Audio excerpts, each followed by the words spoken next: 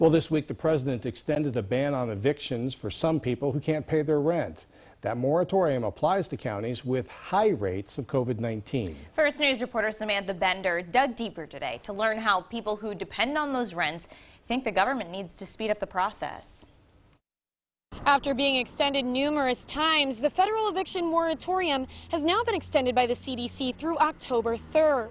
But many housing providers are saying the moratorium is not the answer, rent relief is.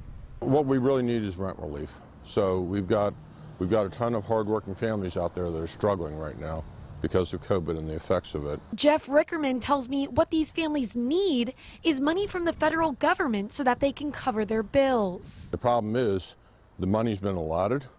$47 billion so far has been allotted for rent relief, but only about 6.5% of that money has actually gone to the hardworking families that need it. A Census Bureau survey found that 19% of tenants failed to pay rent in June. Landlords tell me one of the biggest frustrations for them and renters, that relief money is hard to get right now. It really only fully started in all areas across the country in June.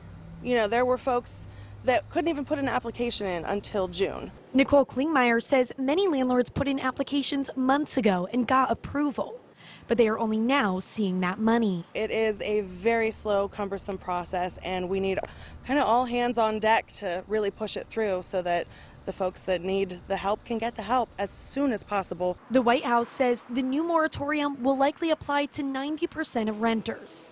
As for rent relief, this additional 60 days allows renters and landlords to submit an application and receive assistance. Samantha Bender, WKBN 27, First News.